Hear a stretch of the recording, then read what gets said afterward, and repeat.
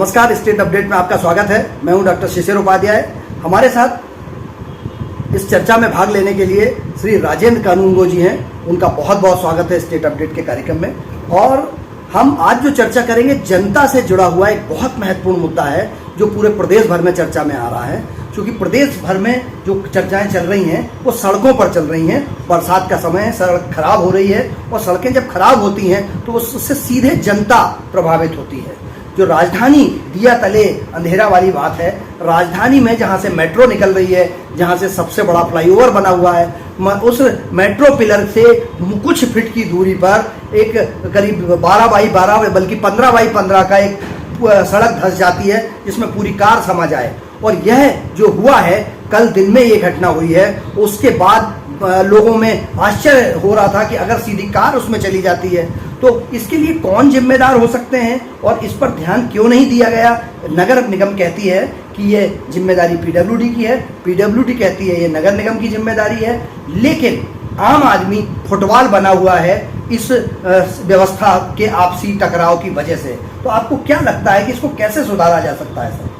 बिल्कुल, आपने एक अच्छा मुद्दा उठाया है कि कल जो घटना हुई है वह एक शर्मनाक घटना है, खास करके लोक निर्माण विभाग के लिए। इसमें लोक निर्माण विभाग के प्रमुख सचिव या अगर हो तो अपर मुख्य सचिव और नीचे के इंजीनियरिंग चीफ और खास करके विभाग के मंत्री,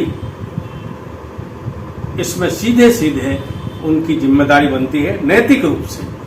वैसे तो नीचे का अमला जो है वो इसके लिए जिम्मेदार है कि जब सड़क बनी तो उस समय नीचे का जो प्लिंथ है, जो नीचे की जगह है, उसका भराव ठीक से क्यों नहीं किया गया और सीधे ऊपर सड़क आ गई, या कहीं वहाँ कोई दीवार थी या नाला था जिसको ढंग से पूरा नहीं गया और उस पर सड़क बना दी गई, तो ये बरसात होने के कारण वहाँ पर गड्ढा हुआ।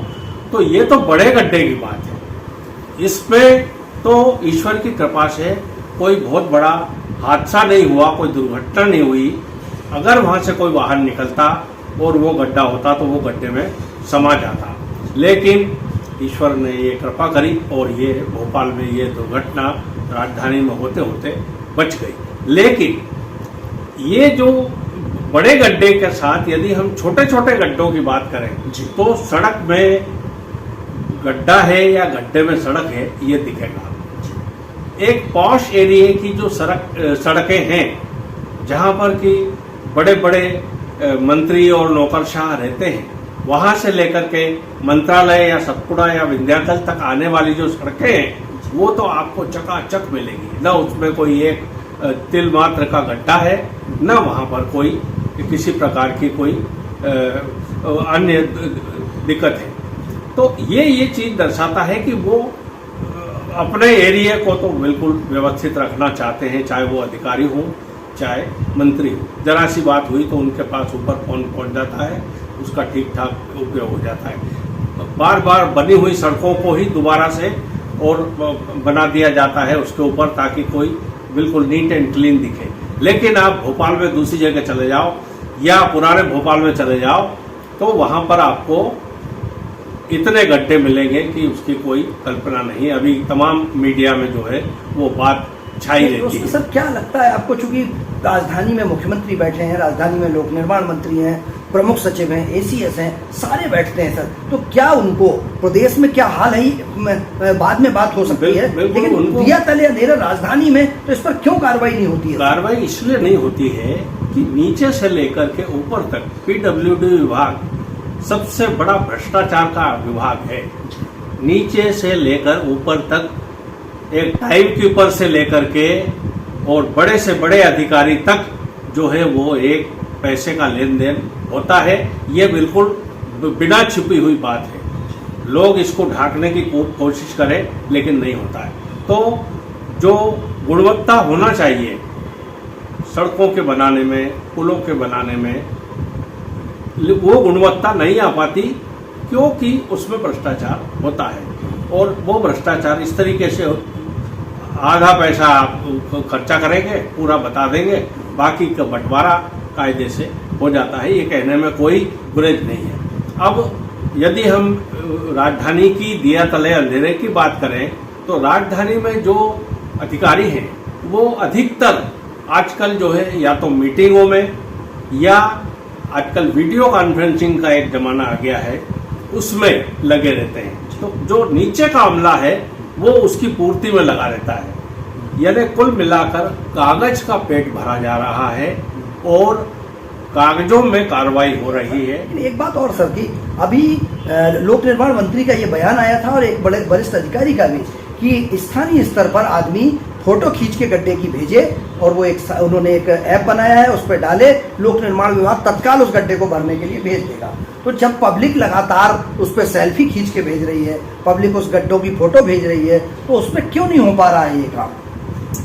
देखिए, बताने हाथी के दांत खाने के और बताने के ओर, ये मुहावरा बड़ा पुराना है और ये आज की जो शासन व्यवस्था है उस पर पूरी तरह से लागू होता है।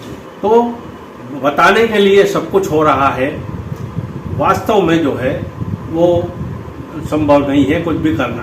तो ऐप से फोटो खींच दिया और वहाँ जाके बना के आ गए। अभी 50 बहाने उनके पास है, बारिश है, सड़क बह जाती है, कुछ अच्छा जहाँ गड्ढे भरते भी हैं तो वहाँ मिट्टी से ही भर दिया, अब वो तो मिट्टी तो फिर बह जाएगी और बहती भी है, और बल्कि उसके कारण वाहन दो पहिया वाहन स्लिप हो जाते हैं। तो इसका कुछ वो नहीं है। और जो सबसे बड़े मुझे एक ये बोलने में थोड़ा सा हिचक हो रही है कि जो विभाग के प्रमुख हैं, जो भारतीय जनता पार्टी के प्रदेश अध्यक्ष रह चुके हैं ऐसे, और सांसद भी रह चुके हैं ऐसे, माननीय राकेश सिंह जी जो हैं, वो जो पीडब्ल्यूडी के मंत्री हैं, उनका एक बयान सामने आया था जिस पर आपका ध्यान गया होगा कि सड़कें हैं तो गड्ढे होंगे। हाँ। तो सड़क है तो गड्ढे तो होंगे।